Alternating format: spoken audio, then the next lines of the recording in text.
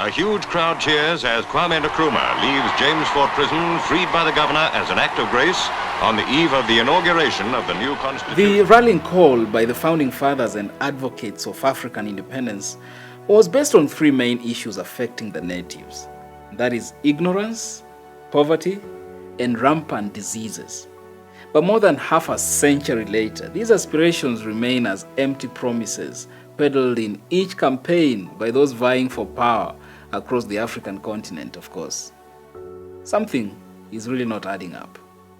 Welcome to Shared Moments with Justus, as I invite you on an enlightening journey as we explore the concept of reclaiming the African soul through this special series we are calling Back to Bagamoyo.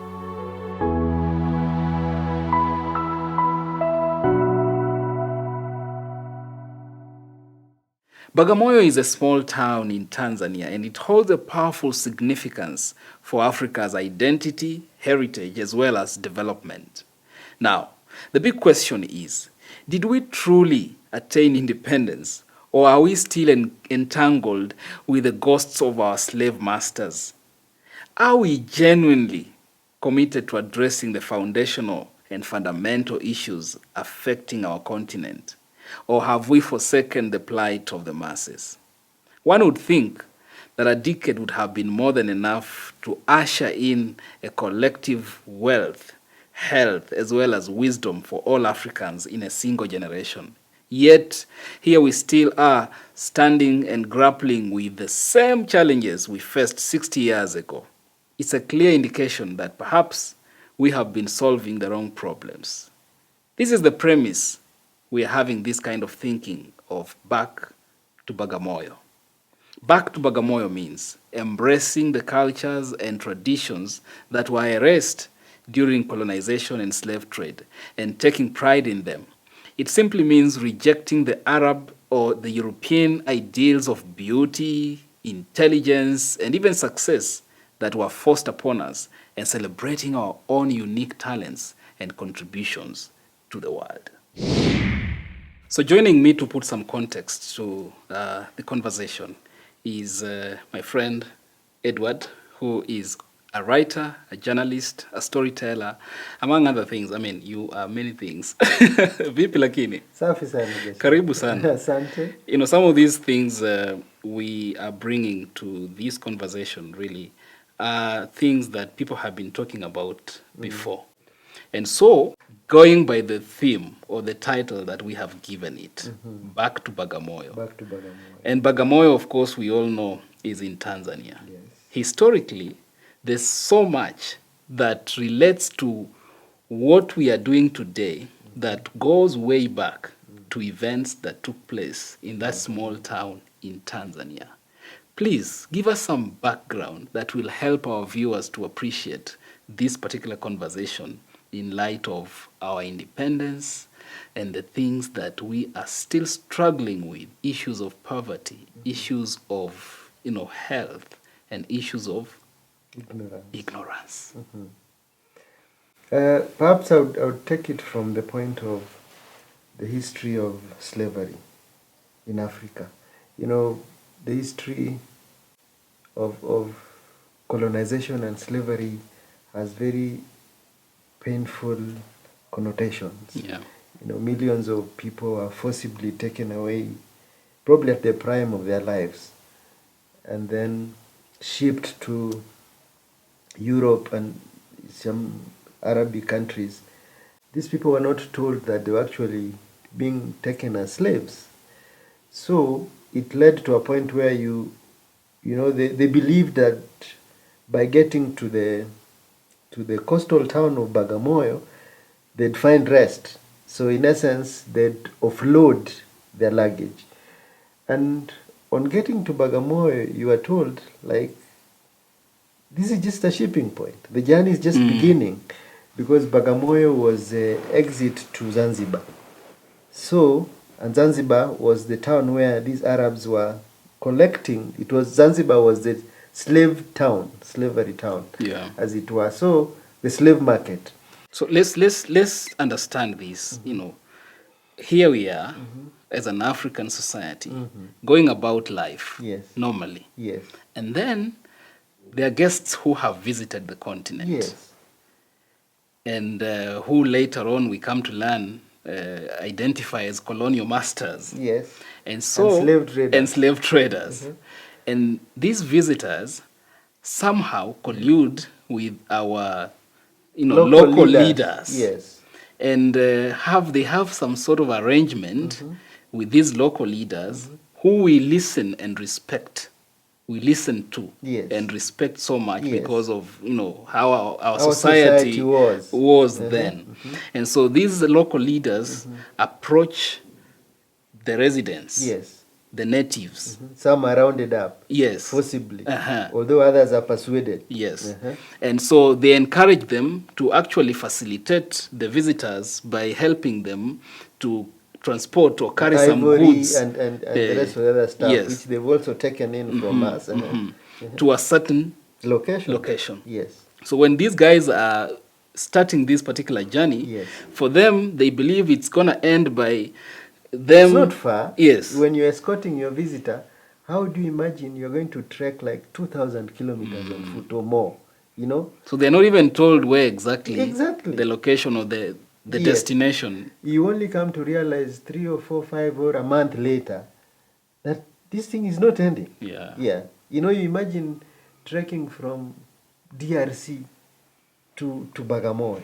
Because Bagamoyo was not just a center that was serving those around the region in Tanzania and all that. It was a collection point for many other countries around Central Africa, Eastern Central Africa. So by virtue of that, then these natives are pretty much looking forward to Bagamoyo. Yes. Because Bagamoyo as a destination, they hope is going to be the point where they offload that particular, and find rest. And find rest. Because the journey has been excruciating.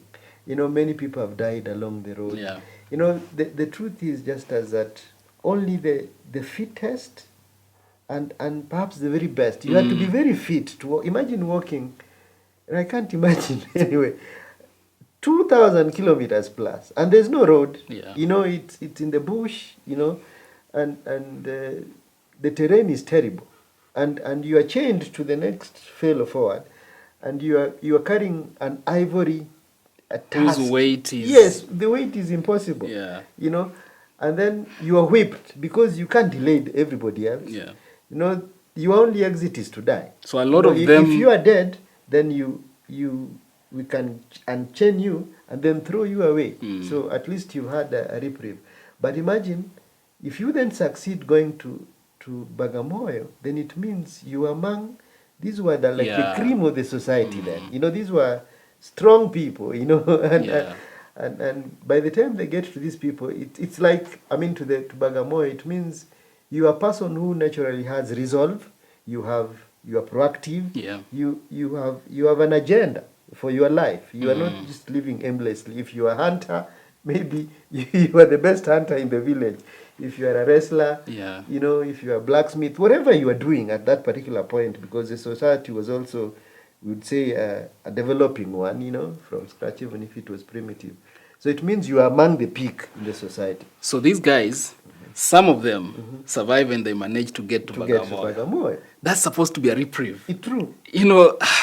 Alas, finally, we can rest. Yes. And while in the thought of entertaining rest, something else hits them hard. It dawns on you that this is the beginning. Because then you find other slaves have arrived before you, and then you can see shipments going across the island. And no wonder it's an anticlimax. So, in a very major way. And you have to, because most of them then would just decide and walk into the ocean and drown off and die. Because it was more bearable, to die. Yes, to die than to be sold off as some slave eternally serving a master. And looking from the history of the trekking, the work you've had, you can be sure that this master is not one who is friendly and probably who is looking after your good and welfare. And there's the issue of identity here, because now this person who is now transitioning to the next stage of being shipped as a slave. As a slave, you have no rights. Yes. As a slave, you have no identity. So it means that there's the cultural identity that as Africans was lost by virtue of that transitioning. And this is where this thing is coming from. Because this is who you are at the core. You already have, in essence, we're calling it a soul, a self, you know. There's all that collective picture of your culture, your values, you know, your relationships. And now, that has been forcefully taken away from you. So, how do you then survive in this new world with your earlier, you know, sense of identity and belonging? This is a clash of identity. So it's impossible to live. You know, if you have to go and live and you know, be taken in as a slave, then it means you've lost your soul. You no longer have any identity. And of course, history. The history then speaks to how in their hundreds, in their thousands were moved, you know, as slaves and went to Europe and the Arab world to serve for who, you know. We don't know. We don't know. No. and they've never come back. And then following on the tail of that, we also have this issue of colonization. Yes. You know, when the colonizers came almost along the same kind of, you know, tricks and ideas, and then suddenly the Europeans had a scramble for Africa and you know, created boundaries and divided us. You know, even if we are living from the same village, you are told now there's a boundary here. Now you are Tanzanian. You belong here, you belong the other side. Kenyan. And then in the same breath, it's also, you know, you are cultured to take on this new power. You're suddenly realizing you are owned by another power, another kingdom that you don't even know, you know. But I think at this point, you know, we need to appreciate this element of the fact that we without reclaiming this sense of self, of identity, of who we are, when these slave traders or colonizers came, it was important to really brainwash our mindset and our thinking and our paradigm of life to be able to see, you know, like for example, if you are a supervisor among slaves, you're still a slave, you know, but you have a sense of feeling like you have maybe some little element of freedom. Yeah. If you can speak in the English that we are using now, you seem to be, you know, superior to someone else who cannot express themselves in English. If you have the religion, you know, of the master, although you have an idea of who God is, we are not discounting the fact that, you know, God exists and we are strong in that. But then how you worship is defined by somebody else. How you behave, you know, how you interact with this God is being defined by a different culture. And you're told, no, the way you look at God, no, this is not. So in essence, Edward, you're saying those who left and went to Europe and other places, they lost their identity. Yes. Definitely. But you're saying even those who remained were not spared. Yes. You may not be a slave in the true sense of the word, but you are living under their territory. And the only way of livelihood has been defined as working in the fields for these colonizers, you know, for the European settlers. So you are an employee. So even if you were taught some clerical work, and you know, and that is the education that you are given to know how to count and write, for the sake of supervising the rest of the other slaves in here, we give you just the minimum. We can even read only a section of the Bible for you. You know, the one that pushes you to be a good slave, and ignore the rest. And you are not free. You know, so employment in the true sense of the word, now we can understand it and say employment is really still just another form of slavery. You know, although we can look at it like a more honorable way of making a living. You're still a slave. You know, by all means. So I think that's the background from Yes, which we are discussing this. These natives who remained here, we will talk about those who left at some point. Yes. But let's just focus on the group that remained, because they are the majority. In the hands of the colonial masters, our identity was not only lost, because now we all aspired to be like the white man. Yes. We all want to, like now whatever we thought were our own values and all that. It has been devalued. Exactly. And it has no meaning. Yes. Yes. There was a strategic way in which the African culture, identity, heritage, and aspirations were being suppressed, and the European and the Western ideals being lifted up, and even in the cases where the African way of life was superior, it was made to look like, it was suppressed, so that this other one took on a better value, better significance, and by use of such issues such concepts as religion or education, you can then see how systematically we kind of had no choice, because your thought leaders have all been cleared and taken away or eliminated, and then the rest of the other people are relatively now being suppressed, and it's a continuous urgent power by a superpower that you cannot even fight. They have a gun, you have, a spear, so it and sticks, bows and arrows. Bows and arrows. So it becomes very difficult to fight this guy. So over time, you see, then we are encultured, and we then take their definition of what success is, the definition of who God is, the definition of what true education is, and maybe government, or everything else. And then we slowly, lose ours, but in a very subtle way, until one day you just wake up and somebody... You can't even identify yourself. Yes, anymore. Who am I? when you are in a suit, yeah. then you feel... No, this is the right guy. So when you're in a t-shirt or in a shirt, less so, So some of these things are up to debate, and which is the essence of what we are talking about here, that there ought to be dialogue around these issues. Because some of them are so ingrained in us, so even as we discuss them, there's someone probably listening to us who are thinking, what are you guys talking about? Yeah. You are speaking in English, that is not your native language, and you are telling us to have a turn, think differently. And it is not a total... We are contributors in this space. We are contributors also towards development and growth process. But then we need to be discussing these issues soberly. What is right? What is not right? Yeah. What part of our culture shouldn't have been dropped? Especially in the light of what we discussed initially. If at independence, the promise that we had really, as you said in the open, was that among other issues, the three main ones, as you say in Swahili, was ujinga, umaskini, na ugonjwa. Magonjwa, yes. Ugonjwa.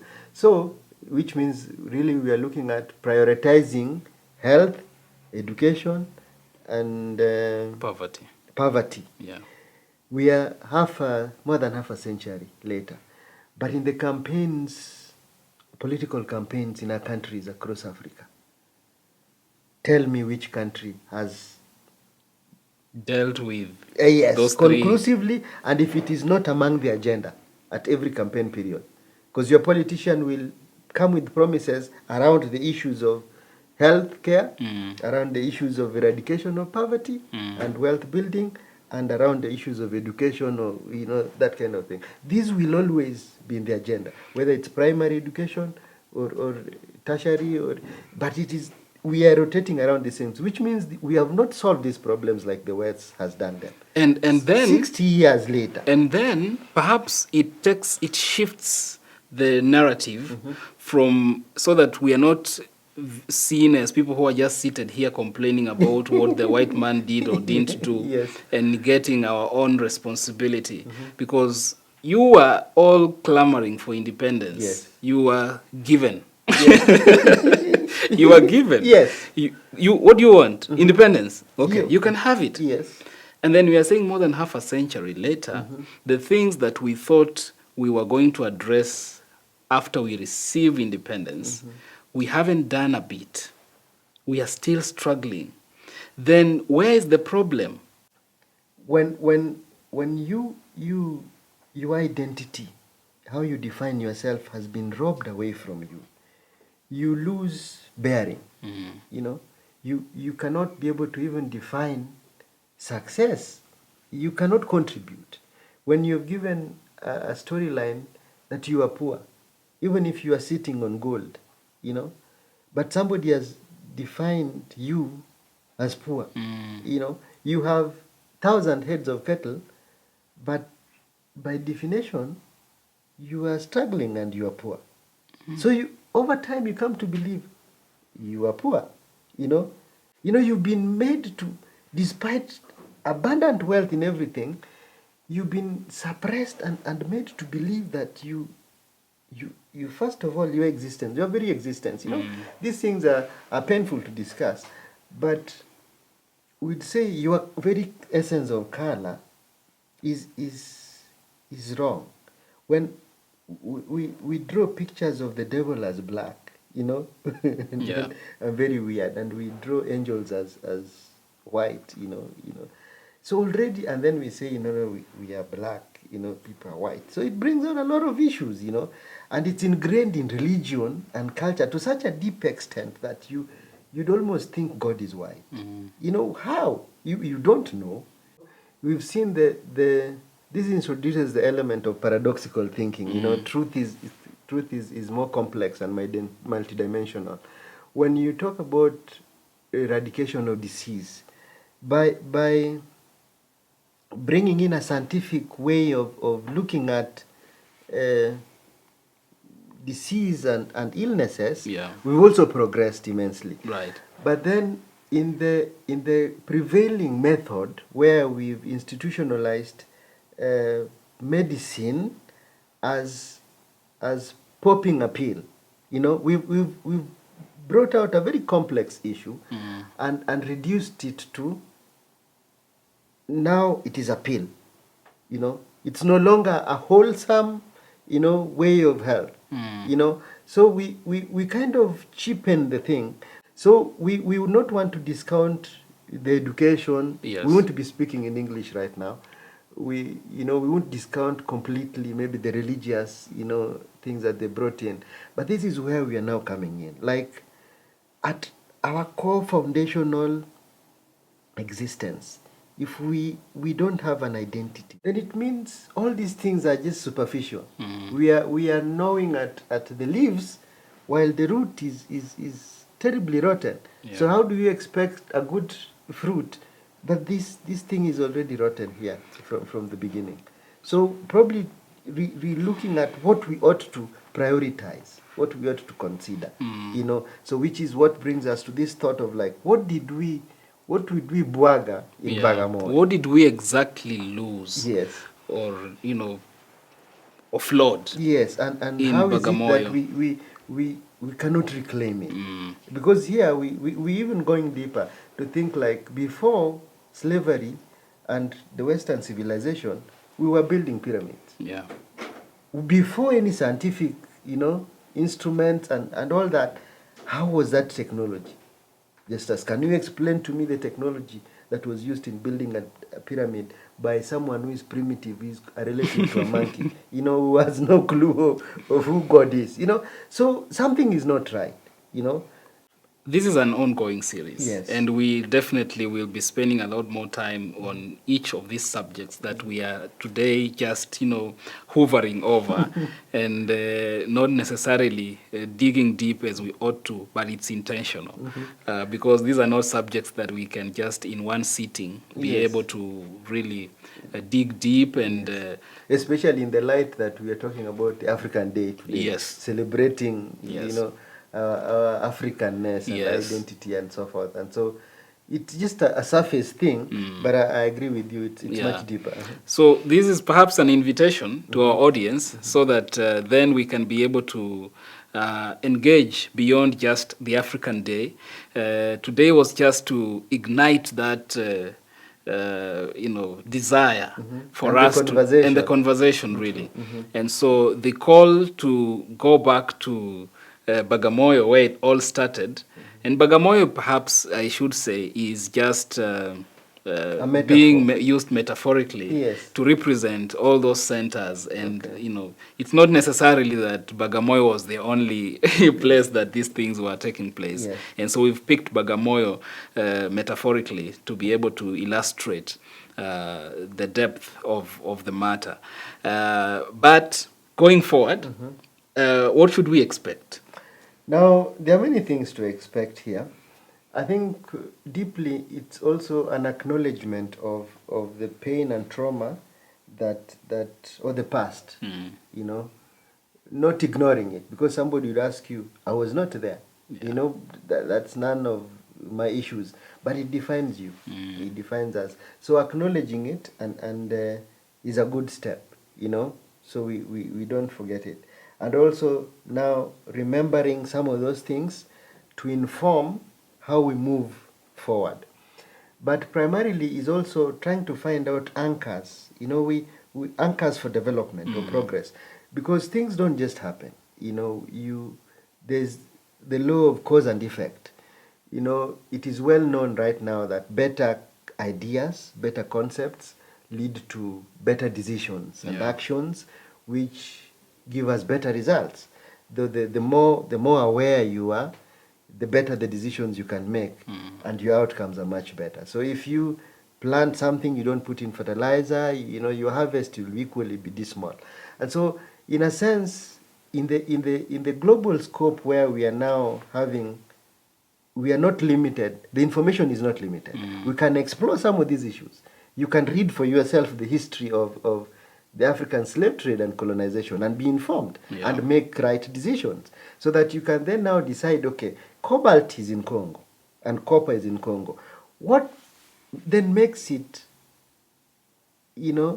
possible that 60 years later, Congo is still in such a dismal state, despite the availability of these resources? So with this knowledge, we can then try to strategize our own progress and advancements and tie this knowledge to actual practical results. So back to Bagamoyo is really a call to help us engage in a discussion and charter a collective way forward in our progress. Many a times, some of us would want to distance ourselves, like you've alluded to, distance ourselves from such causes. You're like, I don't think my input would really make such a difference. Yes. And by virtue of that mindset, people stay away. And you think you're alone. Yes. The other person thinks the same way, and we all stay away. Exactly. And we wonder why things are not happening the way they are. Yeah. This brings me to also another cryptic idea, another nice insight that I think helps me, in making decisions around this. It is of the cell model of a body. The theory is championed by one of the cell biologists by the name of Dr. Bruce Lipton. It's available on YouTube and online. You can be able to Google it and find out. So it talks about, and this gives me the relationship between our institutions, maybe like governments, these are the social institutions, and how they relate towards us. Right now, the approach is not a good one, because whereas the institution is formed for the welfare of the commoner, right now it is not so. There's no point where the government loses sleep because you are hungry. If you are hungry, nothing revealed that more than the times when we had COVID here. Yeah. At some point, the government pulled back and told people, "You lock yourselves in the house. There's nothing we can be able to do." And yet it should have given them sleepless nights. This is the reason why we have a government. This is the reason why collectively we have an hospital, because we assume then you are taking care of the things that we cannot take care of, for all of us. But when it turns that, like corporations, even the CEO is not spared, despite the fact that he's heading the corporation. This corporation suddenly develops into a being, a personality. It can hire, fire. despite the fact that it's not a living entity. Yeah. So how is it that this model is what defines our progress? What are these institutions? Won't they be rooting for our own progress and development? Because so when it comes to input, yes, those of us, I mean, who are on this other side, the person, the individual. Yes, we are actually the ones contributing to the success of this this organ. I remember this board. Right now in Kenya, we are talking about being choked by taxes. Yes. And people can't just bear it anymore. We are feeding this monster Yes. called government, and we have to keep on, contributing Yes. towards it. But it is an endless hole. It consumes and consumes and doesn't eject. So this is why there's this concept of a cell model. Why don't we then shift our paradigm and relook at this thing from a different perspective, which I liked, because it says here that in relation to how a cell relates to a body. A cell is the basic unit of life. But a cell needs an environment and culture, external forces that guide it. So within that culture and environment, if it's a good one, it thrives. If it's a toxic one, it affects it. Now, a normally functioning cell takes from the blood the nutrients it needs, and then it gives energy to the rest of the neighboring cells, which then form the organ and organ systems, and eventually the whole body is alive and functioning. So, but if the blood is toxic, or if there's a limited amount of supply of nutrients in the blood, then these cells notice that the food is not coming in right quantities. So they turn egocentric. So you want to preserve yourself. Yeah. So it means you take more you than want to survive enough at the expense of your everybody neighbor. else. Everybody grabs for themselves. And so this toxic idea then breeds in a culture where a cell grows excessively. What we'd call cancerous, because once you've expanded beyond measure, you're not giving, you're just consuming. And then you will affect the neighboring cell. And then the whole organ is soon affected. Yeah. And the cancer is all over the place. And if unchecked, the whole body dies. So, and this is what is happening to our society. This is where right we now. are. Yeah, this is where we are. Because the systems, the institutions that are supposed to feed the ordinary cell down here, they are focusing on that non-existent body, organ at the top of the institution, which is not a thing. You should be the subject of concern. I should be the subject of concern. So is our health cared for properly? What is the nature of education that we should be able to have? And so by looking at these things, how is it that we should be able to prosper? Do we need to relook at our economic models? So that by critically looking at these things, because the resources are available, how come let's take the simple case. We have land in this country that can not only feed the republic, but it can export. But one person owns 5,000 acres of land lying idle. Another person has none. Somebody has 3 or 5 acres. They don't know what to do with it. They can't calculate food. They have more than enough money elsewhere. They're not farming anything. They're not making it because they can buy their food from elsewhere. So we have despite the fact that if we were collectively, looking at how we live, it is possible to reduce issues of food insecurity in a decade is too much, And now that you even mentioned about food, because this year, as part of the Africa Day celebration, the theme is actually revolving around food. And it's really unfortunate that more than half a century later, Africa cannot feed its own. Yes. Something is just not adding up. And these are the things that we must now begin to discuss, and find ways going forward structurally, way of thinking. But we also sober. We are sober in the sense that we appreciate all ends. The fact that you can use AI to empower, agriculture or any other art or development or business is not something that is foreign in our discussion. Yeah. That the back to Bagamoyo does not mean that we now drop off suits and we go back to putting on skins, that kind of thing. No, it is just an approach of being sober, because even as Africans, we've contributed to the collective development of the globe.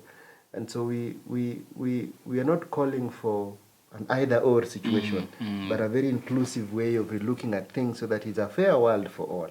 You know, somebody would then think that we are not spiritual people, you know, like we are Christians, you know, and we hold God very supreme. But there's this thinking that now science is when you're a scientist, then you cannot be a Christian. You know, that is wrong thinking. It is possible for me to be an African, a scientist, and a Christian. You know, they are not opposed to each other. Yeah. You know, it is a normal way of living. Let's end this conversation. Because today, honestly, was supposed to just be the icebreaker and to, you know, help us refocus. It's gonna go beyond just us sitting here and talking and talking about it and mourning about it. Victims, you know? Yeah, exactly. There's something we can all do. Definitely. So in essence, you know, in order to justify the slave trade, Africans had been, you know, branded. There are a lot of myths around, you know, the identity that had been given to Africans and people of African descent, simply to make us look at ourselves as people who are inferior and in need of a savior. In this case, you know, our colonialists. So this is the conversation that we'd like to have, and perhaps I would want to invite your opinion just to get to know what you think about this whole subject that we've been talking about, and perhaps as we look forward to engaging more. Let me know what you think. Give us your feedback, comments, or any specific subjects or areas that you would want us to discuss or consider in our next conversation. This is the space where all conversations happen, and so you can be sure, part 2 is coming and it's gonna be fire.